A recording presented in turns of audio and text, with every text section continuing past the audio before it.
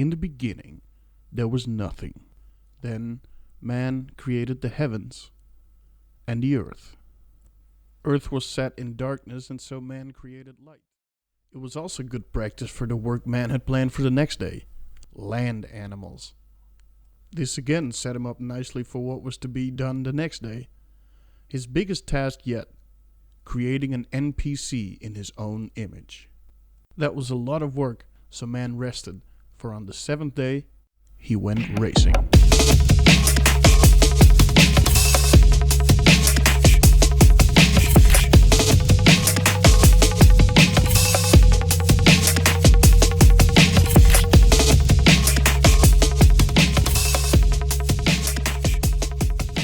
So yeah, as stated in the overly dramatic intro, I wanted to add some life to the game world. This started out by me adding the Monaco street track because it's not a real racing circuit, and so you automatically get a lot more feel for real life because there's buildings around and lots of trees and all sorts of details that gives a bit of life. But as I was doing this, I realized maybe it's time to add some NPCs to the world. These were gonna act as marshals because then I could also make them a little bit interactive off the bat. So I decided that the marshals would come towards the race car as soon as the game detects that the car is off track. Basically, it creates a yellow flag condition, something's going on, and the marshals need to come to the rescue, let's say. The initial gameplay idea is as soon as a marshal hits your car, it's game over. So you need to get out of the gravel trap before they reach you. That's just one gameplay idea I had. So let's see how that goes in practice.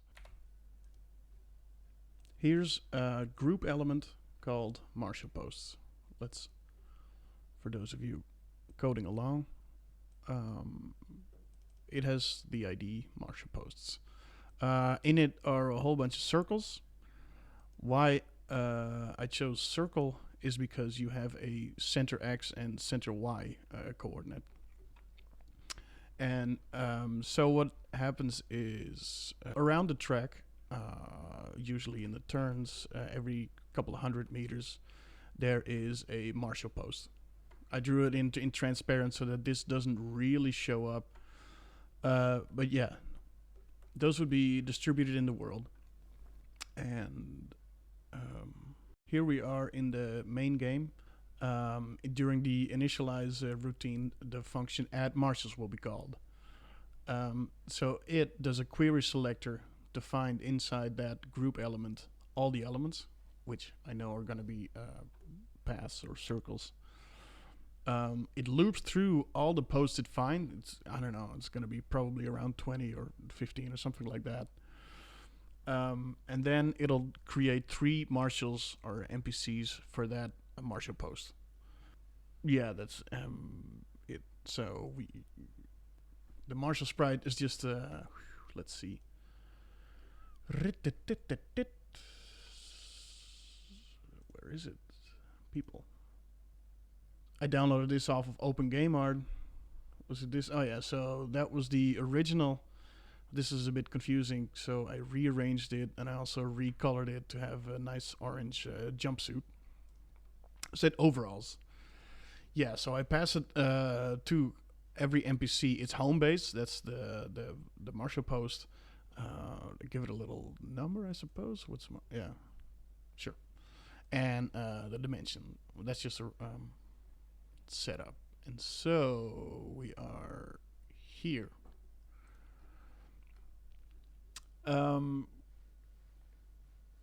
Yeah, let's get just some initialization values. It starts out doing nothing because nothing's going on just yet. It initializes on its base. Here I'm extracting the X and Y values off that element, basically. Just positioning it somewhere in the vicinity of that thing, like not in the dead center. and then just putting that in the position variable. And the sprite start function basically appends an HTML element that contains that sprite. Now here in the draw function, I had to do some optimization because you're probably moving around. If I started out with 5 NPCs per marshal post, but what happens is you're updating their position, so the browser, was it reflow engine, I guess, kicks in because it has to move it or draw it at a different location than on the previous frame. So in order to prevent too much movement, I decided to only find the NPCs that are near the screen or camera, so that we don't draw or update every one of them, but only those who are in view. There's a little artifact in the game where you can see them stick around the edge or pop into view 50 pixels from the edge. But I'm willing to live with that because otherwise it was just too much. And also, I had to reduce the number of NPCs per marshal post from 5 to 3. That made a huge difference in FPS. Not sure if I can optimize that further. But yeah, every frame, basically from the player class, the NPC update is called. Yeah. So that's a good start. If you hit them when going over 20, they will be dead. And when that happens, their target becomes their current position and is always their current position, so they won't move. Let's actually, if I go to the player. Yeah, so that happens here in the check surface type, which is basically run every frame. And then if the player is not on the road, it will find the nearest marshal post, kind of like in the other routine where they are kind of sort of close to the player. And so then you have a selection of 1 or 2, 3 posts, and sorting them by the very nearest, we select all the marshals that belong to that post and set their status to rescue. And then so all the other guys, or I mean, if you're not, if you are on the road and you're not dead, then the status is idle. And so in the update class of the NPC, or a function of the NPC,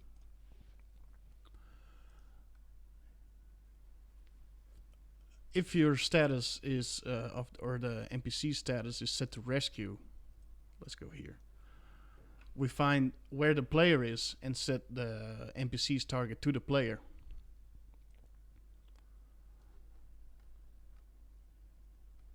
And so every update, its position and the angle it's facing is updated. And so if your status is not rescue, your target is the home post of the marshal. And then here's some collision handling. And so if you're driving over 20 in the game speed, the marshal will die. And session time will be 0, which will set your waypoint to back to the pits and limit your speed, etc. So you you drive home with your head down. Guess you can't really see my face, huh? Yeah. Perfect. Why I'm recording this, use your ears and see what happens. Here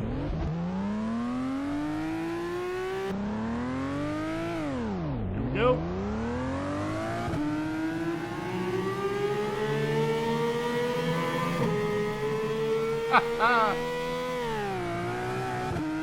Oh, that's fucking fat.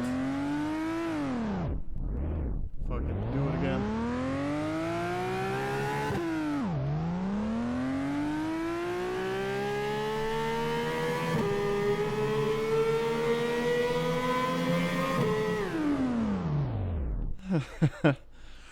So this started because I found a library called Tuna, which makes it super easy to use audio filters in the JavaScript audio context business.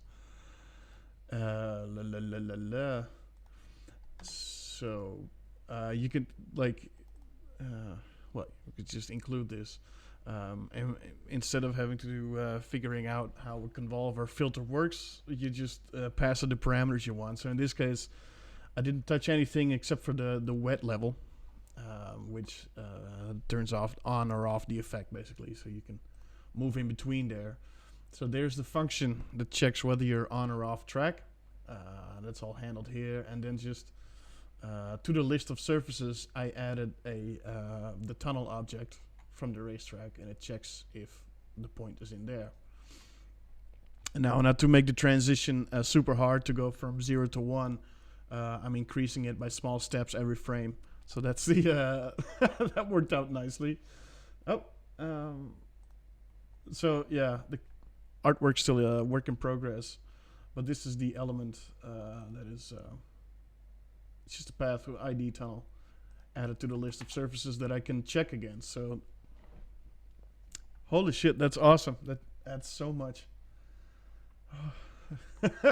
So, and let's there's a whole bunch. For example, a filter. I don't know how to use it, or wow, even a cabinet. Wow. There's all fun sorts of fun stuff. What's interesting here is that you pass it an impulse, and that's how it works. I've seen other demos that use a noise generator, which will just put noise in here. But I just went into FL Studio. Let's see, this was literally a minute job. Like, you include the script tag of the library, paste that in where you're instantiating the audio context, and then you pass it a WAV file with an impulse response. Oh, so for example, wait, no. And Fruity Loops has a convolver. So, seeing as I'm a licensed user, I slapped in a convolver filter there, and it has a bunch of responses. Now, there we go.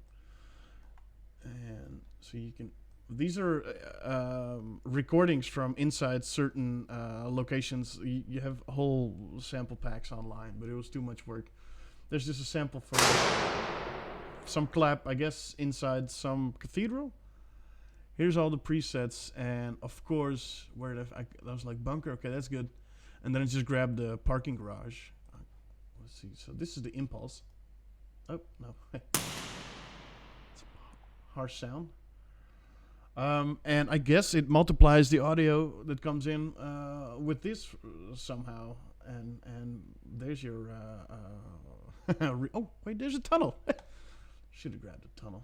Didn't even look that far. It was like a 2-minute job to do this.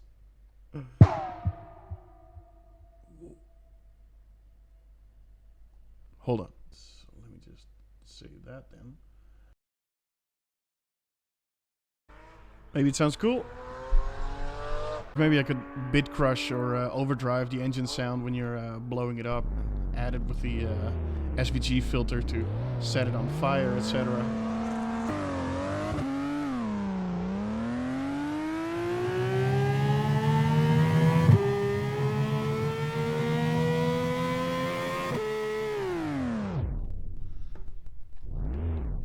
So yeah, that's pretty neat actually, to just test different sound responses. Warehouse cross tunnel pipe. What?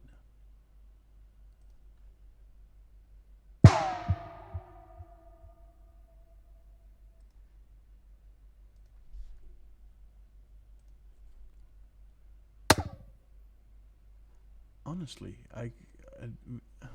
it's too much work to find out how this works.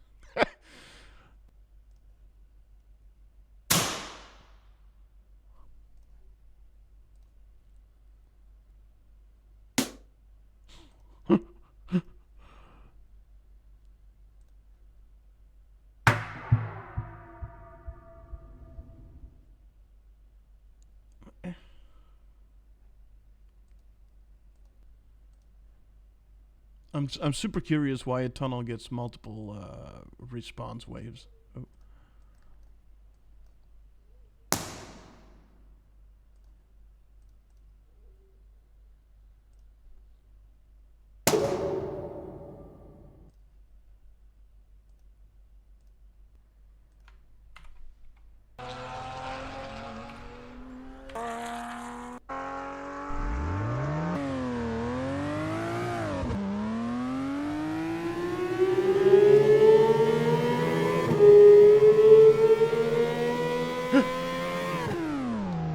It sounds pretty cool. It's a bit much, but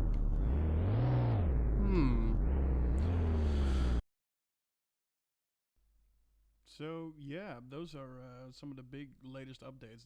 There's a bunch more, but video's already too long. I'm super excited to share this and hopefully back with more soon. Bye.